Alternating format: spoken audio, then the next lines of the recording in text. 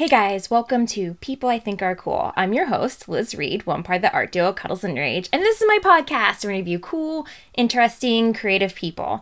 Today on the show, I have Katie Skelly. I have known of her work for a really long time on the indie comic circuit. And when her book, Maids, came out, my husband Jimmy was like, you have to read this. This is like an amazing true crime story. And when I opened it and I saw bloody eyeballs, I was like, I'm totally in. Katie is known for her color, her fun illustrations, and sexy, provocative work. And I also found out that she is a mega film buff too. In this conversation, we chat about the history behind Maids and the true crime story. We discuss the indie comic circuit. We're both SPX alums.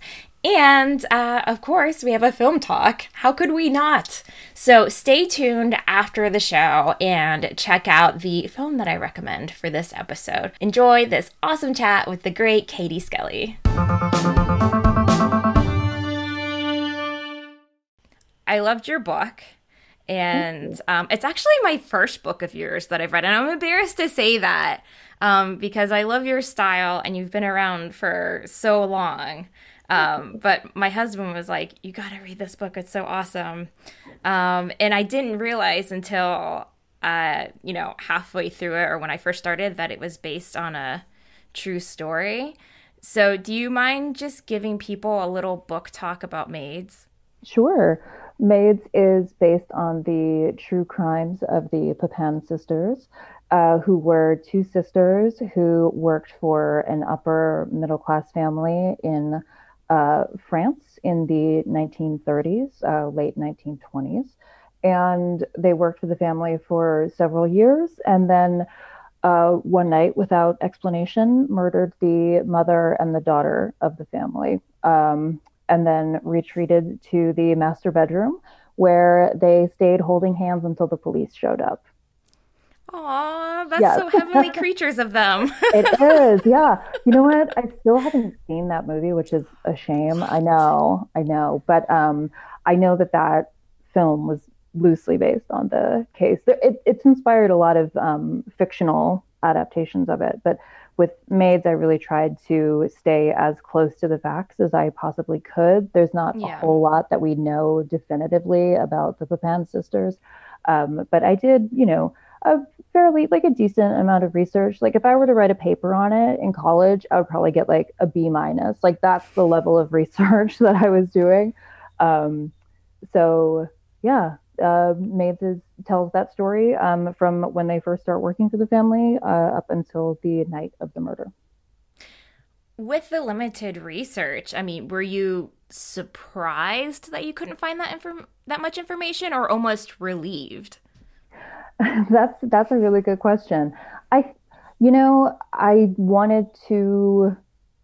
I didn't want to go too hard into the research because I did want there to be room for mystery. So I wasn't aiming to really, you know, get a PhD in Papin studies, but I was hoping to at least get a little bit of insight into their lives.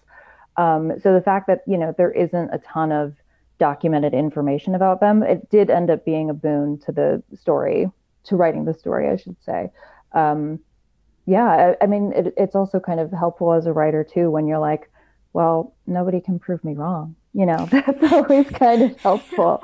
Um, yeah, I studied art history undergraduate, and I did a little stint in graduate school, and then I dropped out. But I always liked writing about artists that there wasn't a lot of information about because you have so much room to like theorize and put your own ideas as to what this work meant into your writing, into your research. So Maids presented a very similar research challenge in that way. The Papin sisters not really having, the only real information we even have as to the way that they spoke is like court documents that were very sensationalized and not necessarily recorded all that thoroughly. So yeah, the fact that the case itself is still a little bit of a mystery definitely helped in putting the book together.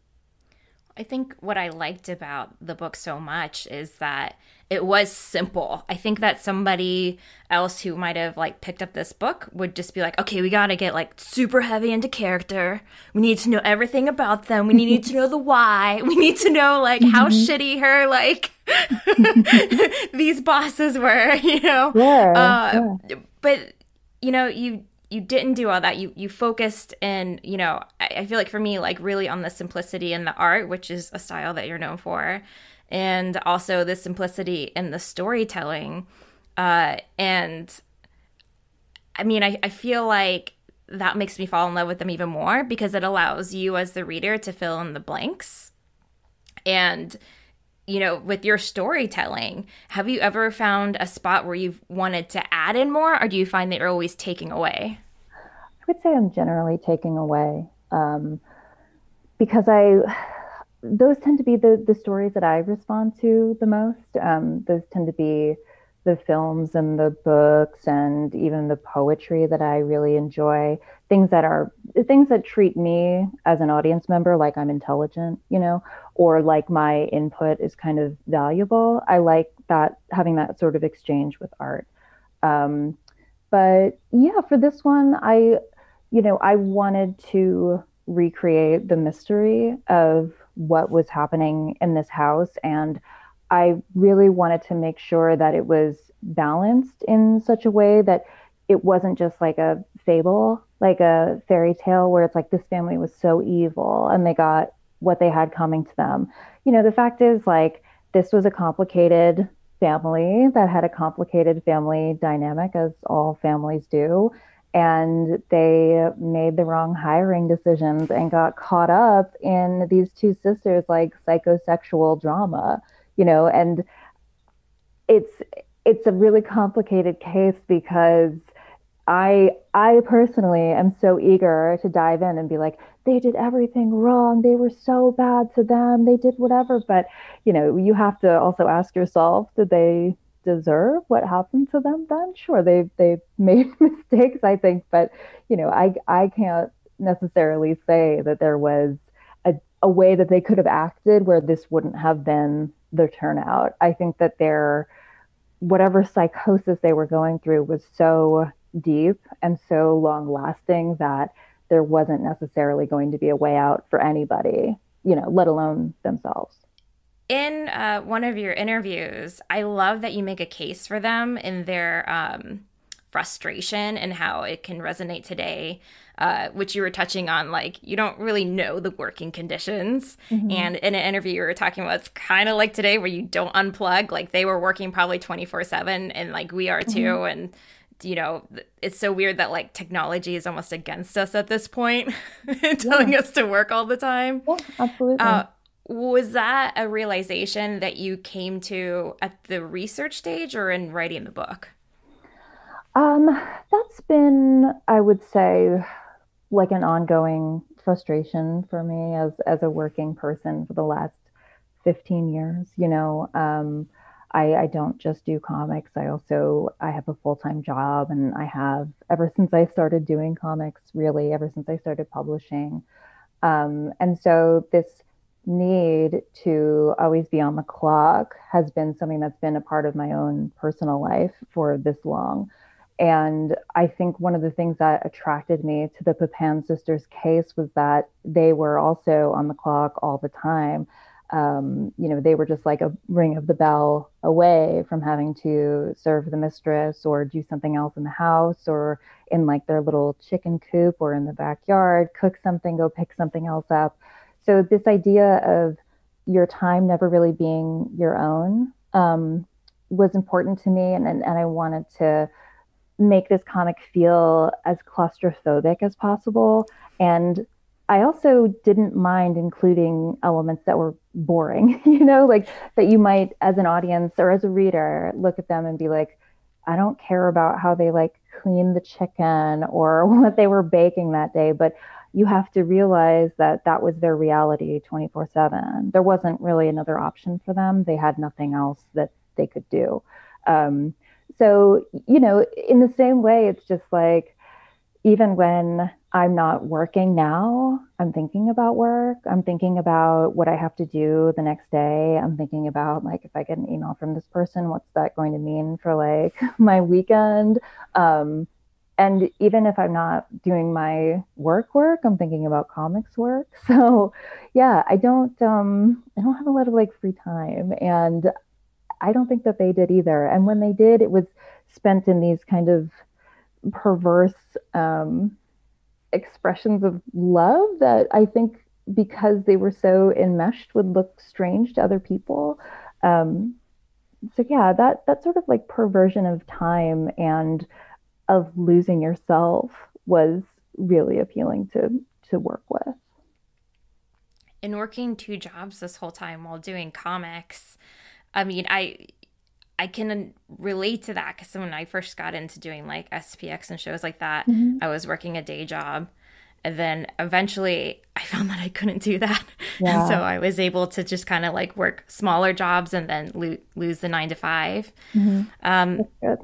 but you're oh that's my husband covering the weight. If I don't make a book deal that year, then it's like, you know, that's why I tell people it's like if you get a book deal, you know, you have to save your money. Don't go like blowing that because you know you're gonna owe your advance back if Right. things don't work Yeah, out. But also totally. you're gonna, you know, that's kind of your savings because you don't know when the next one's going to come, and that's just part of being any kind of freelancer. Mm-hmm. Mm-hmm. But over the years, I was so intrigued to hear you mention this. You know, when you do these comic shows for so long, you see the same people. And then now that we're like, you know, the senior citizens of the indie comic world, at some point, we're not quite there yet. Sure. We're like, we're Sure. I'll take coming. it. I'll take it. No problem. Well, I feel like people do it for like, you know, maybe max out at 5 years and then, you know, it gets tiring and they can't do it anymore. And so, like, the people that you get to see every year, you know, that group becomes smaller and tighter. Right. Why do you think not as many people hang on? Is it the struggle of the day job and doing both? That's my guess. I think there's very limited material reward for it. And I think the like margins of success are getting smaller and smaller every year. I I've been, you know, I started going to shows and I started self-publishing in like 2010. A little before that, I was like focused, but not really. I would say that like 10, 11 years ago now is when I started getting really serious. And there's always a different gold rush in indie comics. Like when I first started, it was like Craig Thompson did a 500-page comic about losing my virginity. I don't even, whatever. He did that. And everybody was like going gaga for it. And it was like everybody just rushed to make your big graphic memoir, you know, because that's where the money is. And then it was kind of like, well, now it's all about like art comics. So try to like push comics as literature, and that's where the money is. And then it became web comics and YA and animation crossovers and all of these different things. And I feel like I've seen these things come and go, and people either strike gold or they don't. And so I didn't have an interest in really any of those things. I just wanted to do what I wanted to do. And I think that if you are approaching comics as like a commercial venture, what you get back from what you put in is going to be so minuscule. It just takes such a long time.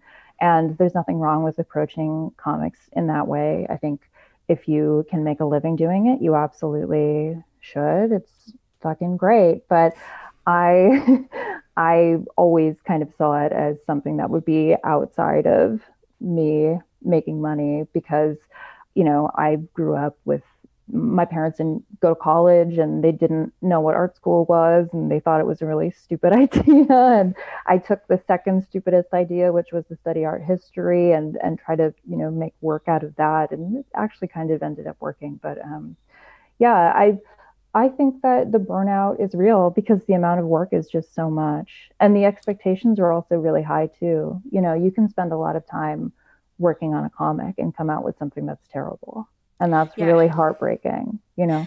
And then sometimes when you're like, if you even attempt to break down the hourly rate, you're like, wait a second. Yeah, I might as well just be like putting my money into like a shredder. Like this doesn't make it's not worthwhile. Yeah. Yeah, I have to really appreciate your honesty with that. Because I feel like sometimes, even walking on the floor at a place like Mocha or SPX, it's, when you're working your day job, it's kind of like in some ways your secret identity. You get to be somebody Hmm. else. Like I always found it Totally. weird that like one weekend you can be signing autographs and then on Monday you can be like, yes, I'll get that report to you.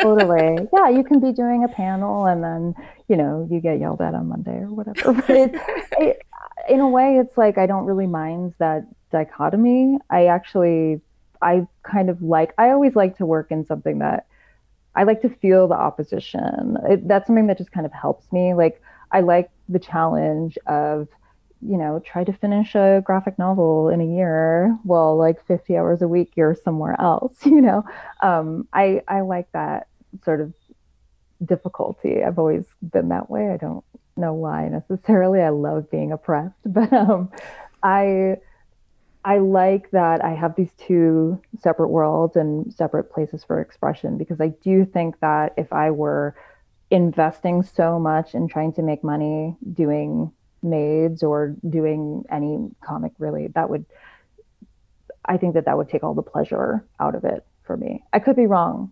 I've never tried it, but I think that it would devastate me in a way because it would take this like secret thing away from me?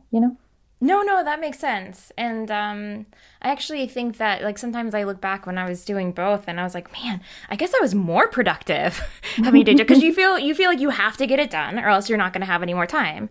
And then sometimes too much time in any case with lots of different things is a bad thing Hmm. because you spend too much time on things like research or being like, okay, I'm just going to crack this one thing. It's like, no, you got to move forward. You got Hmm. you have to get something Yeah, done.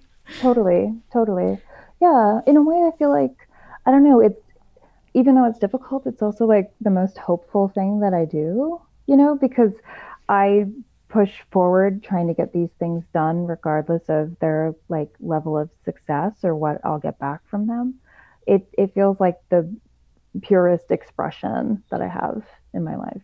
So Yeah. I'll keep going to shows until I'm 800 years old. I love doing this. No, me too. I'm bringing out the memory foam, little Yeah, Matt. there you go. I might actually sit down for once. God, I miss all the like little persnickety show things that people were like, you can never sit down. It's like, okay, why is that a Yes. law? I sit down all the time. I'm like doing fine. I don't know.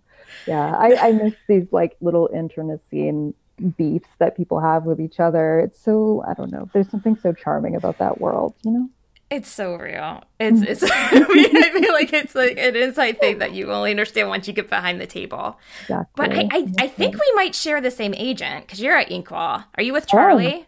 I am. I love Charlie. Yeah. He's the Yeah. best. Yeah. When did you get with Charlie? Because I feel like there was like this golden window of getting in with Hmm. Charlie. Because then his names just keep getting bigger and bigger. Hmm. Hmm. I would say it was probably 2017 because I think it Okay. was Yeah. it was right before, yeah, it was right before my previous book, My Pretty Vampire, had come out. So I believe it was 2016, 2017. Yeah. How did you end up getting that relationship with him?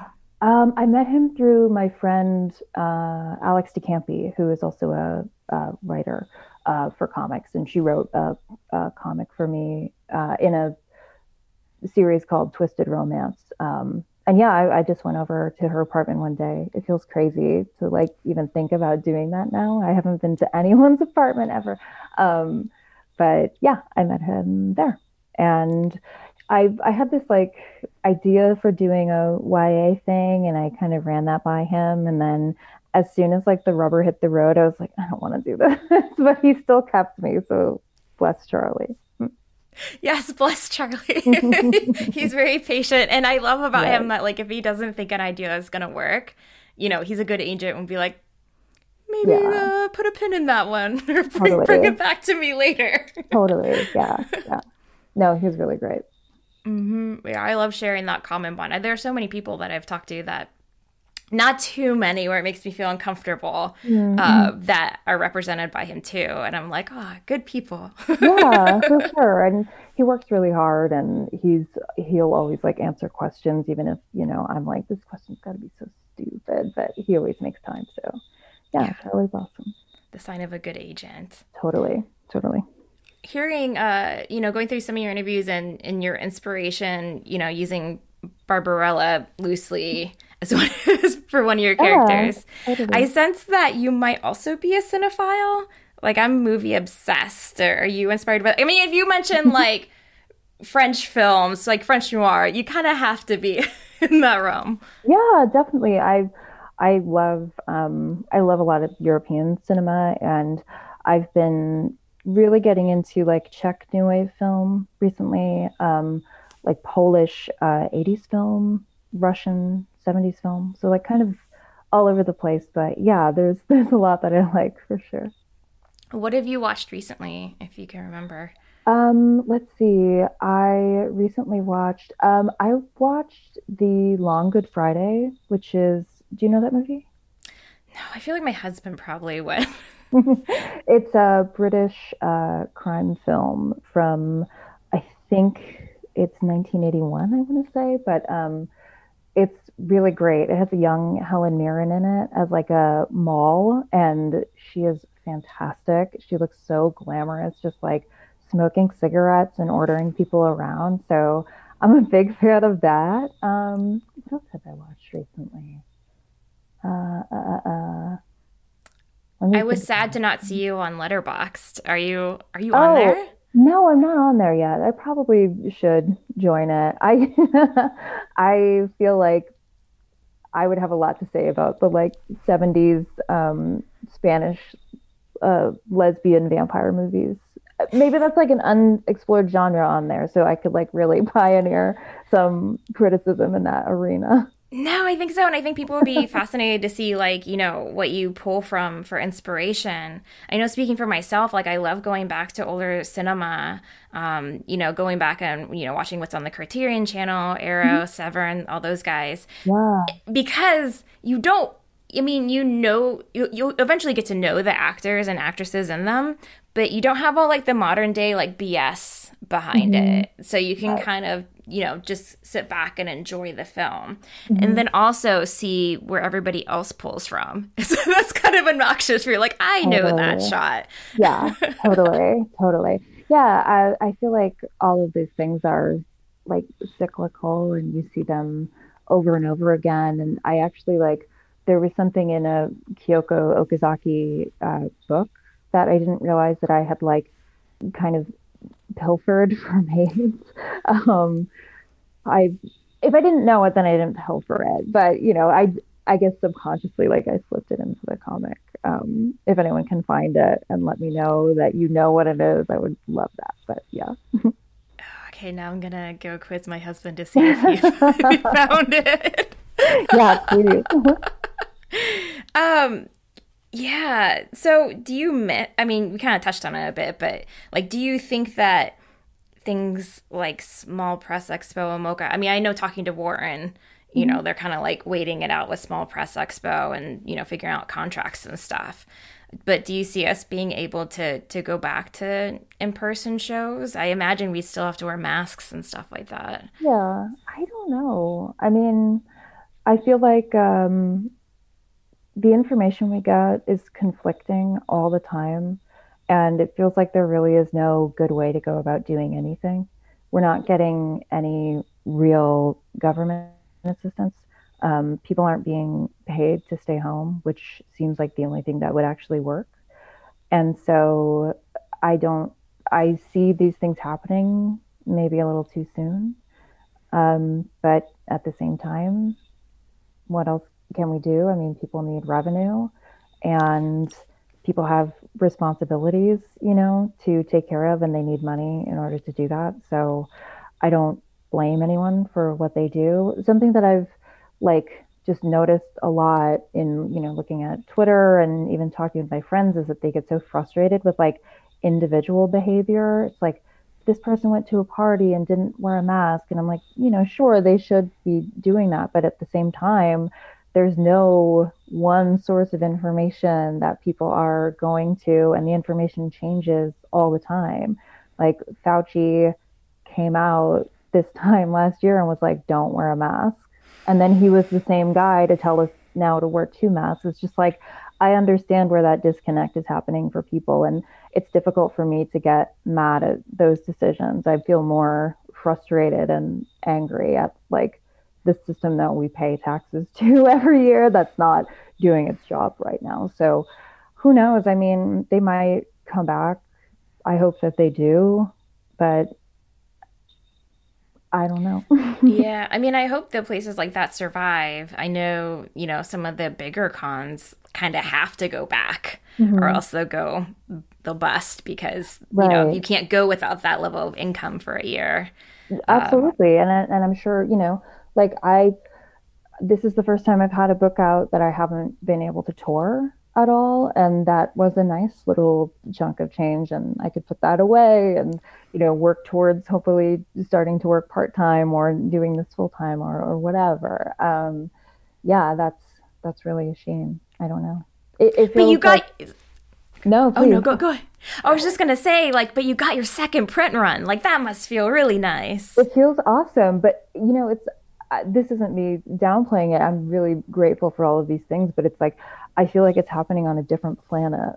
You know what I mean? Because I can't. I'm in New York. I'm still holed up. I'm not going anywhere. Like it's a really bizarre feeling, and I'm hoping that things will like level out, and I'll be able to get some signings in and do some things. But as far as I can tell, it's like I'm watching it happen in a dream.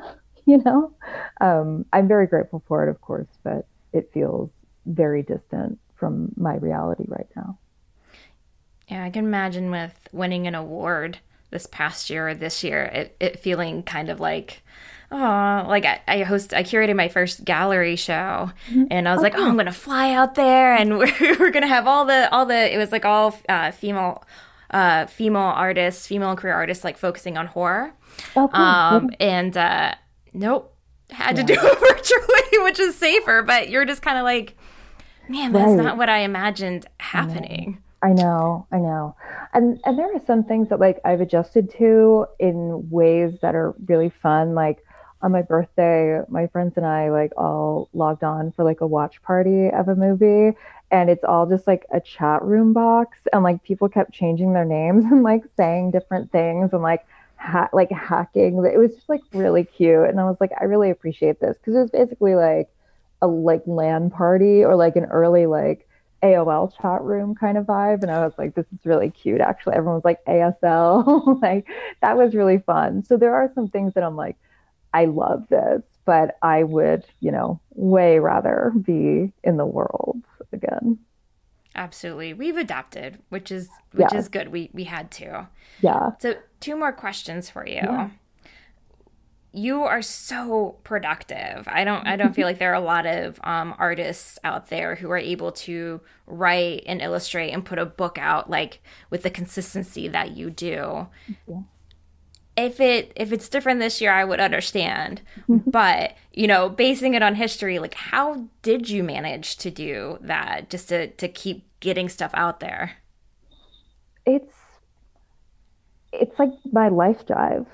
It's what I want to do. It's the thing that gives me a lot of meaning in my life. And I think it's just like reifies my existence. That sounds so corny, but it's true. I mean, I don't get as much satisfaction doing anything else, and I need to be a satisfied person in order to like lead a decent life. Um, so I just always had this drive to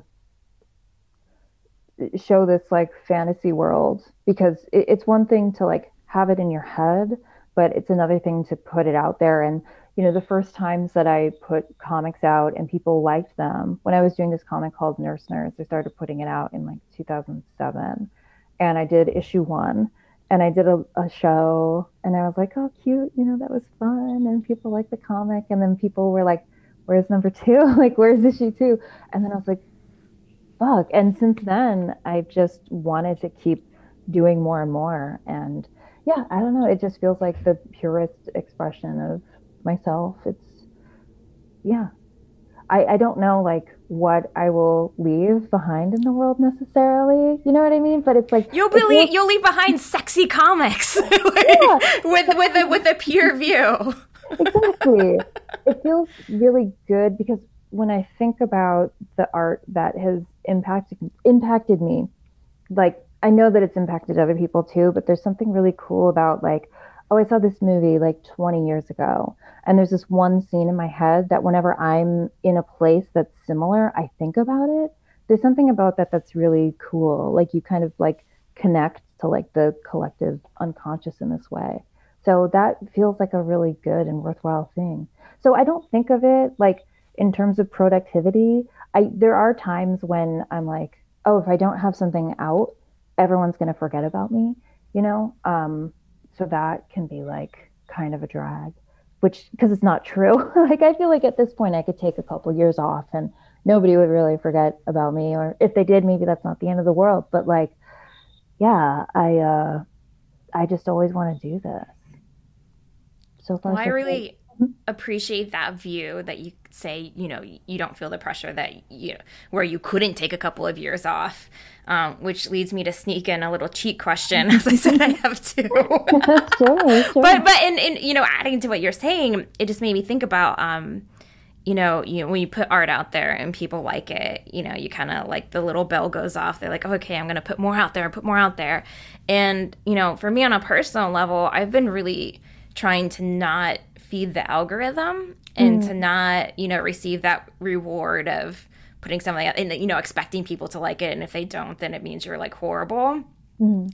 Have you ever put any weight on that, just even for a split second, on people seeing your art either online when you're posting a webcomic or, on Instagram or whatever, to just kind of get that little cookie?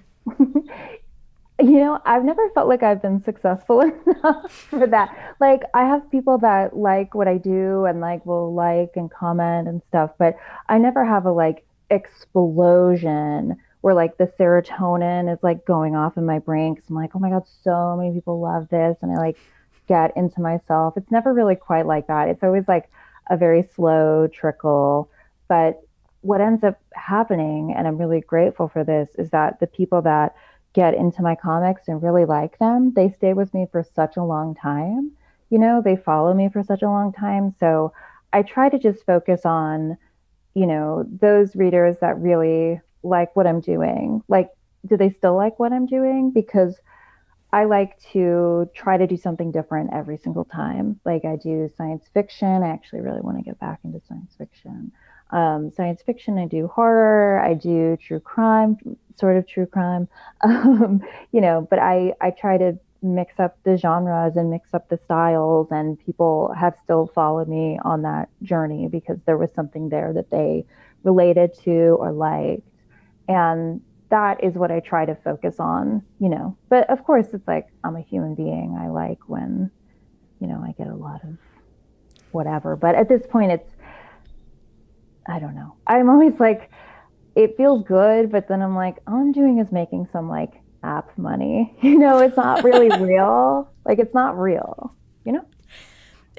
Yeah, it's so true. It's not like you're gonna like be in your grave and be like, I made it to 2 million followers. Right, exactly. But then, I just try to like look out for things that feel like real milestones where it's like, I don't know, like, okay, this is not a good example, but it's funny. Like, the official like Hall and Oates account kept looking at my Instagram stories, and I was like, that rocks. Like, that's so cool. Like, that feels really good.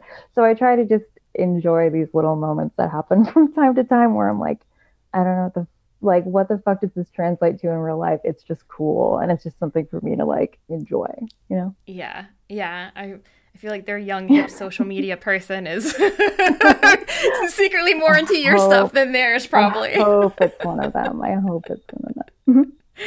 uh, so last question for you. What books, or movies even, can you recommend to people that you're really enjoying right now? Oh man. Well, I would definitely recommend Helter Skelter by Kyoko Okazaki. It was a comic that was serialized in 1995, 96. It was put out in a collection by Vertical in 2013. And to me personally, it's my Watchmen. I think it's the greatest comic of all time. The pacing in it is masterful. She is an amazing cartoonist, and she inspired a generation of women behind her that are also really amazing, like Moyoko Ano. So I'm a really big proponent of Helter Skelter. I also like her book Pink, but I think Helter Skelter is a masterpiece. In terms of books, let's see. I just I just picked up a book by Lauren Euler called Fake Accounts that I really want to read. It's on my like shelf. I have to get into it. I just tried like reading some Welbeck out of like morbid curiosity, and it wasn't really my thing. Movies. I really like Picnic at Hanging Rock. I've been watching that like over and over. I love that one. My husband's talked about that one a Oh, lot. cool. Like, yeah. Yeah. Yeah. Have you watched it? I don't think so. Yeah, I say that because I have a bad memory. I remember scenes. Like he and I were just talking about a few movies that we watched the other day, and I was like, "Tell me what scene is going on again." like that's how I remember it. But so I'd have to look on my Letterboxd. I feel so embarrassed that I love movies, but I'm bad at actors, directors, and movie titles sometimes. I get it. I totally get it. Picnic at Hanging Rock is Australian, and it's the story of these girls who disappear without a trace. It's another very mysterious film, but the thing that has kind of been absorbed by like contemporary cinema is this scene where they're just kind of like very dreamily swaying along in the breeze and like looking up at the sky, and like images are superimposed on top of each other. So like you see it come up in like Sofia Coppola's Virgin Suicides, where it's like that dreamy like air soundtrack, and that comes from Picnic at Hanging Rock. So I'm a big fan of that. Yeah, I don't know. There's a lot that I like right now, but I'm similar to your problem. I'm like, I can never think of it when I'm like supposed to. So I'll think of it in like an hour and be like, so yeah. No, I feel you. Whenever I like have to host a panel and I know that there will be movie references, then I have like my little cheat sheet just because it's like you know it. But if you're like I'm putting you on the spot. Once you're put on the spot, you're like, cool. You know, the one with the guy. Yeah, totally. Well, let's see. I also like Andrei Zuovsky, who did a movie called Possession. Oh, dude, I just referenced Possession. I was talking about sex lizards and a Fangoria panel. Oh, hell yeah. That's a perfect call for that. That's awesome. I love Possession. And I've been seeking out his other films. They're really hard to find. Possession is like the biggest of them. I guess it had the most appeal for very good reason. And then I've just been going back and watching old Cronenberg, like the old nasty Cronenberg. That's like, he was scamming the like tax system in Canada to make these like perverted, nasty movies. They're so good. Yeah, he's my favorite Canadian artist for that reason, because he was also a scammer. So I need to know more about his history. My husband just made me rewatch Crash to see if I felt differently about it. I do not. Nice. I described it as a very expensive hobby on Letterboxd. That's really funny. I love J.G. Ballard. It was an interesting call because it's like the novel Crash is so obviously like based in LA culture and big cars and like expensive scenes, and to set it in Toronto in the 90s is a really funny decision. But I love that. There's a lot of like Ballard adaptations that are like, okay, I like Crash a lot. But I love High Rise, the Ben Wheatley movie. Yeah, that's one of my favorites, like top 10 ever. I love it so much. And I think Ben Wheatley is a really funny like troll, because he does things that everybody hates. And I always kind of respect when people do that. I mean, I feel like you have to like now to kind of stand out from the rest. And you're also naming movies with great soundtracks, by the way. Totally. So totally. Excellent choices. Yeah. Well, I was like at the end of 2019, 19, when everyone was like, what were your favorite movies from the decade or whatever? And I was like, okay, my favorite movies from the decade were High Rise, The Bling Ring, and what was the other one? Oh, Inherent Vice. And then I realized they all have my favorite bands on their soundtracks, which is Can. And I was like, that's not the only reason, but it really, really helps. No, totally. I mean, didn't High Rise have like a Portishead song playing in like the grocery store? But I can't find that anywhere. They never released it as a single. It's a cover of ABBA's SOS. Okay, yeah. That was my favorite part. It's on YouTube. So if you want, you can rip it, or I can. Okay, yes. I have it because I loved it. I think it's a gorgeous arrangement. Yeah, no, that was a highlight of the film for me. Totally. I did get sad with like dogs getting eaten, but you know. Yeah, that's Ballard. Do what you gotta do. Like that. And the funniest thing about J.G. Ballard, I've been listening to interviews and stuff with him lately because the way that he writes science fiction is so it's so hyper specific, and I've always really enjoyed his writing, but I never knew what his voice sounded like. And I listened to an interview with him recently, and his voice is so absurd. He sounds like he should be voicing like an animated hippo. It's so bizarre to hear this man whose work has like influenced me so much just sound like a Snagglepuss guy. It's crazy. So if you can find an interview with him, I highly recommend listening to it. Yeah, I'm going to have so many notes after this interview. And by the way, before this interview, I was on Amazon and I was like, I must get all of your books. Thank you. Thank you. I mean, I can send you some PDFs. Oh, you're too kind. Let me give you more money so you can do that part-time thing. Right on. Yeah, we're getting there. Yeah, cool. Well, thank you so much, Katie, for chatting. I was so excited to talk to you about books, but also talk to you about movies. Yeah, of course. My second hidden agenda. So we'll get on Letterboxd for me, please. I will. And you will start seeing like some of the weirdest Russian shit you've ever seen and be like, why would anyone watch this? First, I'll write about The Needle. That'll be my first one. Nice. Well, after this, we'll have to like exchange some movies. I would love we can that. go back and reference. Please, I would love that, and I'll send you a video of J.G. Ballard talking. Thank you so much. An opening, of course. Thank you. This was really fun. Thank you so much to Katie for being on the show. Go check out Maids. At the time of our recording, Maids was already in its second print. Who knows if by now it's in its third. It's a really fun read. And her illustration style is just perfect for the disturbing nature of it. So my film pick with Katie Skelly's episode is Heavenly Creatures. That is one of Jimmy's favorite films of all time. It stars a very young Kate Winslet. It's also a true crime story with two very strong female leads. And it's disturbing in all the right ways. Also, if you watch it, like go look up the Wikipedia page afterwards, like... It's kind of crazy how everything turns out in the end. And that's all I'm going to say. If you enjoyed this chat about indie comics with Katie Skelly, then go check out People I Think Are Cool, episode 143. There I talk to Warren Bernard. He is the executive director of Small Press Expo, and we go deep into the comic community and the history of SPX and how the lotto works. It's a great conversation, and anybody who knows Warren knows that he is like die-hard comic fan and collector, and he knows his stuff. So go check out episode 43. I'll have a link in the show notes.